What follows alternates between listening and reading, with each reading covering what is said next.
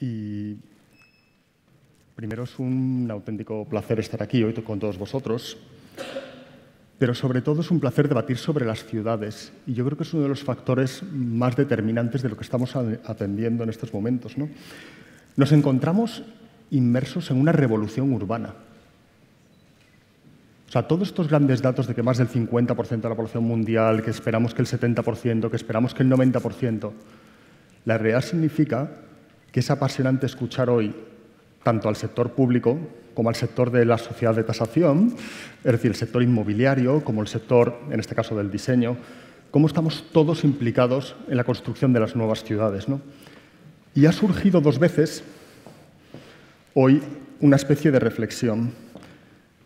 La necesidad de ciudades para un futuro flexible.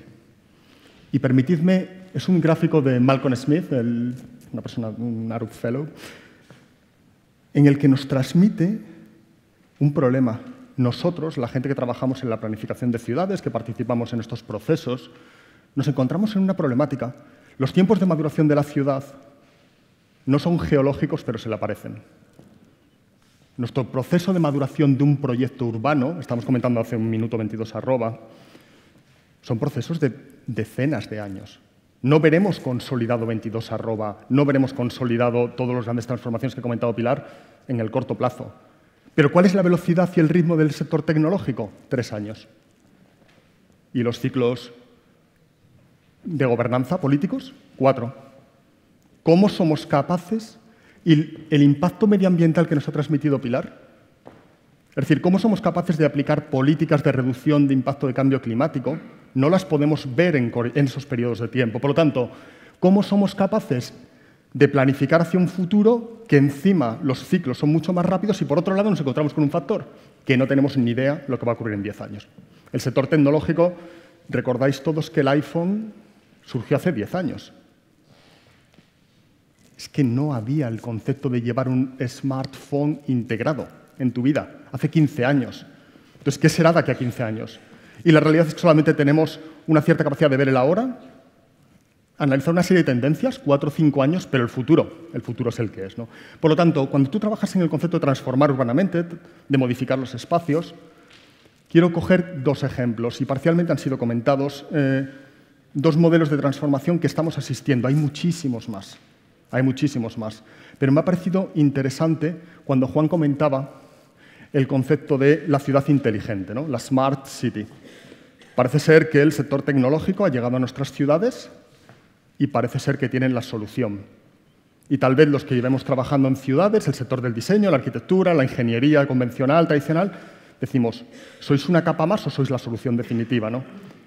Y fijaros, no me interesa tanto el concepto de ciudad inteligente desde el punto de vista de los smart cities, que evidentemente están optimizando procesos urbanos y están siendo capaces de optimizar determinados elementos, gestionar la información, sino que realmente me interesa el concepto de la ciudad digital, esa ciudad preparada para un nuevo modelo social, que es la sociedad del conocimiento, la sociedad digital, ¿no? He querido traer la imagen de Barcelona, aparte porque Daniel estaba aquí, porque me parece que hace un ejercicio muy apasionante. Cuando 22 @ se plantea y puede gustar el diseño, la arquitectura, sí o no, eso evidentemente, pero me apasiona un concepto. Es de las primeras veces que no se decide hacer una isla del conocimiento, un parque tecnológico. No sacamos el conocimiento de las ciudades, reutilizamos tejidos como el Poblenou, un tejido industrial obsoleto en desuso, lo reconvertimos en una ciudad del conocimiento. Este modelo es la idea de crear ciudades versus islas del conocimiento.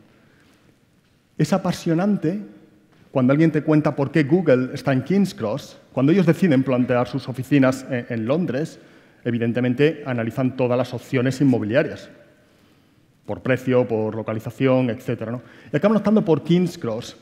Y es muy interesante saber el porqué. Y el porqué es porque en una alianza, pero principalmente el sector privado en este caso, decide optar por la identidad.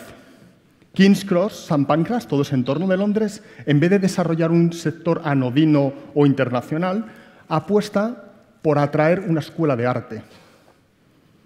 Y es capaz de crear un ecosistema básico con una plaza. Fue muy, muy sencilla. La aportación de King's Cross enfrente del canal es muy, muy sencilla. Una escuela de arte y un espacio de performance. Cuando la gente de Google llegó, tenían una idea muy clara. Google viene a Londres no para atraer a americanos a Londres, sino para coger el mejor talento inglés y ponerlo al servicio de la compañía. Y dicen, este es el ecosistema en el que va a florecer el conocimiento.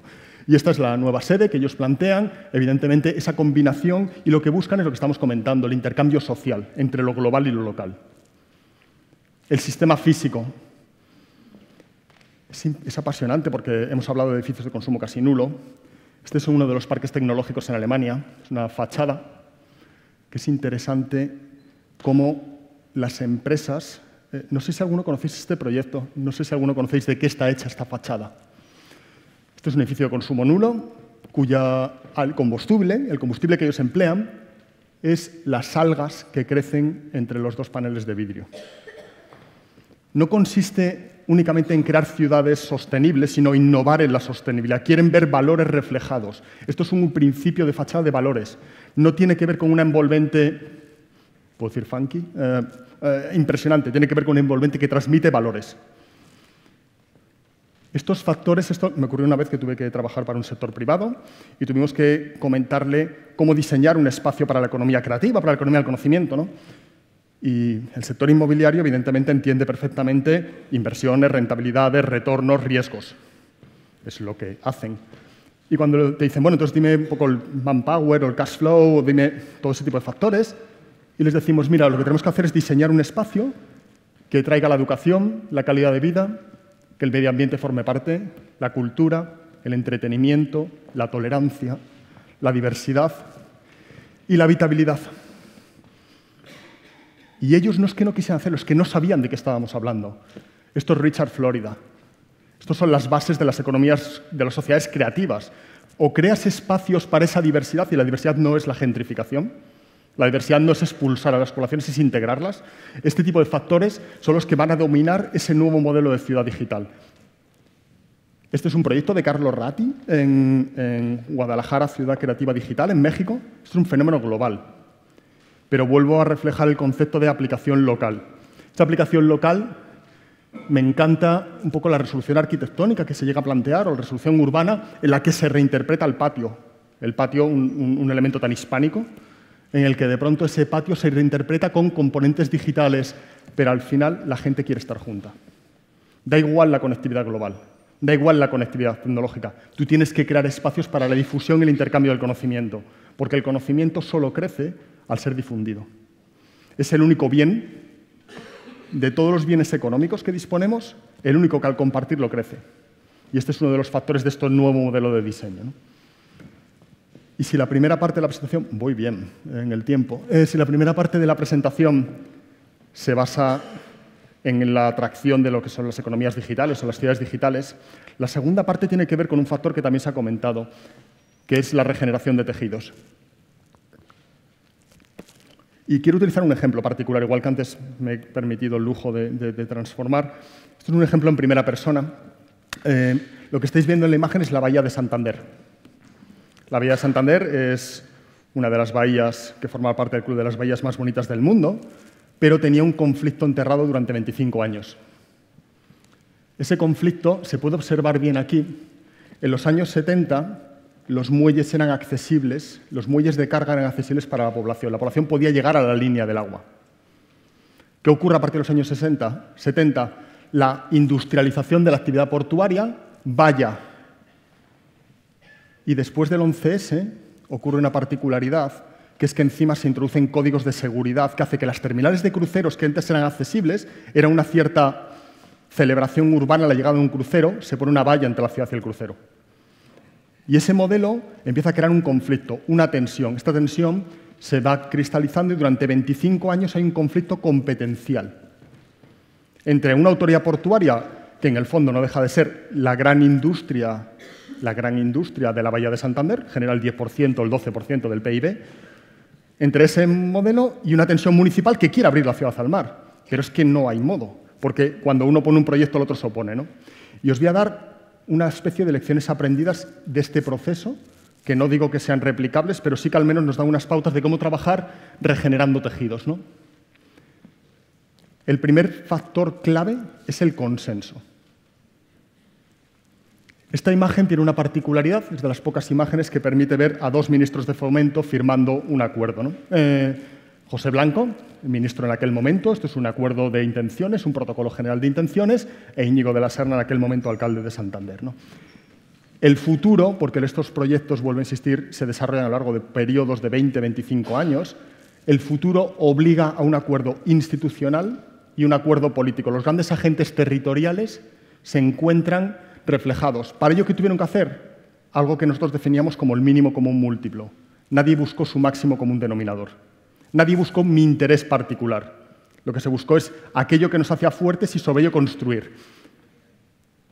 El segundo factor es el concepto de incluyente. No podíamos dejar ninguna sensibilidad fuera del proceso. No podíamos dejar esos factores que no permitieran que el frente portuario fuera aquello que se diseñó, que es que fuera el canalizador de la vida pública. O sea, la vida pública tenía que volver al waterfront de Santander. Un aspecto muy importante, y esto fue una propuesta de la Alcaldía de Santander al proceso de acuerdo interadministrativo que se planteó, fue no podemos seguir actuando solo y exclusivamente en la ciudad noble, la fachada marítima de Santander, la que a la gente le pone imagen y es la postal que alguien ha comentado con anterioridad, ¿no? Y de pronto se trabaja en un espacio temporal, recuperando el muelle de pescadores, que de hecho se mantienen activos y se puede acceder y se puede ver la lonja que está justo aquí.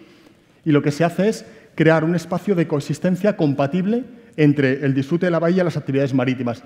Este es el barrio con mayor densidad de población, fruto del desarrollismo de los 60, de los 70, de Santander, con problemas crecientes de exclusión social. Y el hecho de que el frente portuario llegue y empiece a transformar, está creando nuevas oportunidades, una apertura, una accesibilidad a una ciudad que ellos eran lejanos, a una realidad del centro. Estamos a 3 minutos andando del centro, pero ellos eran lejanos a esa realidad. Y el hecho de que la transformación les llegue, aunque sea temporalmente, fue un factor que yo creo que ha hecho que el proyecto tenga muchísimo valor. Se ha comentado antes la capacidad de cambio y la capacidad de resiliencia de los territorios. Nos sorprendió porque a partir de la firma de la suscripción de ese acuerdo público amplio, una base muy poderosa, tanto administrativa como política, nos sorprendió que la Real Federación Española de Vela nos propuso la celebración de un campeonato del mundo. Y nos propusieron utilizar parte del frente portuario como el recinto de un campeonato del mundo de vela. Este campeonato fue el selectivo para los Juegos de Río. Pero claro, te lo están proponiendo en el año 2011. No sé si recordáis cómo estábamos las administraciones públicas en el año 2011, pero no estábamos para fastos, no estábamos para superinversiones. Aunque no era muy caro celebrar un campeonato del mundo, yo no tenía ni idea cuánto vale. Menos de 10 millones de euros vale un campeonato de este tipo.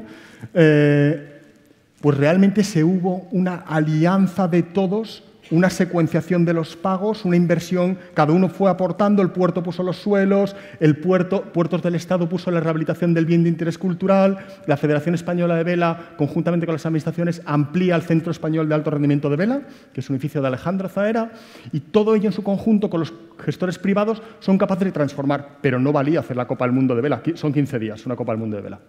Eso no nos valía. Nosotros queríamos abrir la ciudad.